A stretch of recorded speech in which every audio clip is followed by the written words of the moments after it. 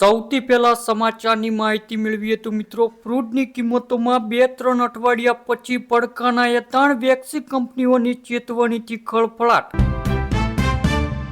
ત્યારબાદ મિત્રો વાવાઝોડા સાથે ભારે વરસાદના કારણે વડોદરા કોર્પોરેશનનું તંત્ર એક્શનમાં 24 કલાક એલર્ટ રહેવા સૂચના. સુરતના બારડોલી પાસે 2 બસ વચ્ચે ભીષણ ટક્કર, 7ના કરુણ મોત, 1 બસ આગનો ગોળો બની. વાવ થરાદમાં ભારે પવન અને વરસાદના કારણે 3 લોકોના મોત, માલ સામાનને પણ મોટું નુકસાન. ત્યારબાદ મિત્રો ગુજરાતમાં ઉનાળાના આકરા તાપ વચ્ચે હવામાન વિભાગ દ્વારા આગામી 3 દિવસ ભારે પવન અને કડાકા ભડાકા સાથે વરસાદનું એલર્ટ જાહેર કરવામાં આવ્યું છે. આઈએમડી અનુસાર રાજ્યના મોટા ભાગના વિસ્તારોમાં આગામી 5 જૂન સુધી વીજળીના કડાકા ભડાકા સાથે હળવાથી મધ્યમ વરસાદ આગાહી દરમિયાન 40 થી 60 કિલોમીટર પ્રતિ કલાકની ઝડપે પવન ફૂંકાવાની શક્યતા રહેલી છે. સરકારને શક્તિ ન હોય તો ખેડૂતોને અવળે માર્ગે ન દોરે. નસવાડી એપીએમસીમાં મકાઈ વેચવા આવેલા ખેડૂતોમાં ભારે રોષ. ખેડૂતોનું 2 લાખ સુધીનું દેવું થશે માફ, 56 લાખ ખેડૂતોને થશે મોટો ફાયદો. દેવા માફી યોજનાને મહારાષ્ટ્ર કેબિનેટની મંજૂરી. મોંઘવારી કંટ્રોલ ગુમાવશે, પેટ્રોલ અને ડીઝલના ભાવ હજુ પણ વધી શકે છે, રિપોર્ટમાં ગંભીર અનુમાન દર્શાવાયું.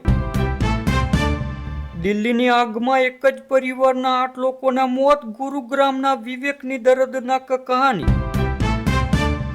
ગુજરાત સરકારે જમીન સંપાદનમાં નડતો કાંટો કાઢ્યો, બિન ખેતી કરવા માટે નવી કાર્યપ્રણાલી કરી જાહેર.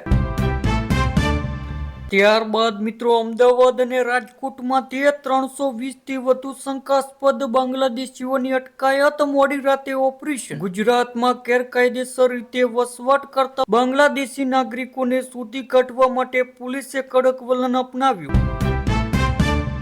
બિલ્ડરોની સરકારને ચીમકી, અમારી સમસ્યા નહીં ઉકેલાય તો 30 જૂનથી મિલકતોના ભાવ 20% વધશે.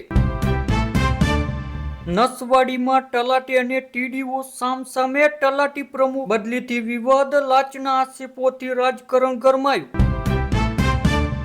છોટાઉદેપુર સૌરાષ્ટ્ર તરફથી મજૂરોની જોખમી હેરાફેરી, ક્ષમતા કરતાં વધુ મુસાફરો ભરેલી 5 ગાડીઓ પોલીસે ઝડપી પાડી.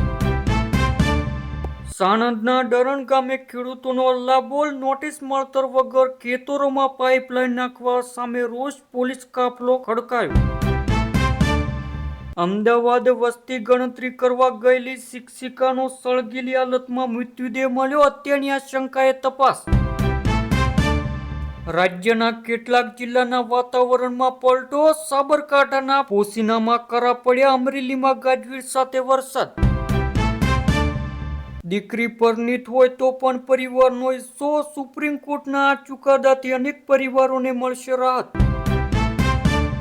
હાથ પગ કાપો તો જ લોકોને કાયદો મનાશે, દુષ્કર્મના આરોપીને જામીન અરજી ફગાવતા કર્ણાટક હાઈકોર્ટની ટિપ્પણી. જમ્મુ કાશ્મીરમાં મોટી કુદરતી આફત, કિશતવાડામાં 2 જગ્યાએ વાદળા ફાટ્યા, હાઈવે બંધ, સેંકડો મુસાફરો ફસાયા. દેશની સૌથી મોટી સ્કૂલ પરીક્ષા સંસ્થા કેન્દ્રીય માધ્યમિક શિક્ષક બોર્ડ સીબીએસઈ વિવાદ વચ્ચે કેન્દ્રનો મોટો નિર્ણય, ચેરમેન અને સચિવને હટાવ્યા, આ 2 નવા અધિકારીઓને સોંપી કમાન. ત્યારબાદ મિત્રો ભારતના ઘણા ભાગોમાં આગામી 5 દિવસ એટલે કે વરસાદ યથાવત રહેવાની છે. 6 જૂન સુધી વાવાઝોડા મોટી આગાહી. આ દરમિયાન 40 થી 50 કિમી પ્રતિ કલાકની ઝડપે તેજ પવન ફૂંકાશે. આઈએમડી અનુસાર 18 રાજ્યોમાં આંધી તૂફાનનું એલર્ટ કરવામાં આવ્યું. વૈશ્વિક હવામાન વિભાગે ભારત અંગે ચેતવ્યા, અલ નીનોના ખતરનાક દોરથી ચોમાસા ઉપર મોટું સંકટ. રાતણ ગેસના બાટલામાંથી ગેસ કાઢી લેતો ડિલિવરી મેન ઝડપાયો. આજે કેરળ, તમિલનાડુમાં ચોમાસાની એન્ટ્રી નક્કી. 17 રાજ્યોમાં આંધી વંટોળ સાથે વરસાદનું એલર્ટ. પીએમ કિસાન યોજનાની સાથે કેન્દ્ર સરકાર દ્વારા પ્રધાનમંત્રી કિસાન માનધન યોજના પણ શરૂ કરવામાં આવી છે, જેમાં ખેડૂતોને આર્થિક સહાય આપવામાં આવે છે. પીએમ માનધન યોજના હેઠળ સરકાર ખેડૂતોના ખાતામાં દર મહિને 3000 રૂપિયા ટ્રાન્સફર કરશે. આ યોજના હેઠળ ખેડૂતોને માસિક 3-3 હજારનું પેન્શન આપવાની જોગવાઈ છે, જ્યારે આ યોજના પ્રીમિયમ પણ કિસાન સન્માન નિધિ યોજનાની રકમમાંથી કાપવામાં આવે છે. આ માટે તમારે એક અલગ ફોર્મ ભરવાનું રહેશે.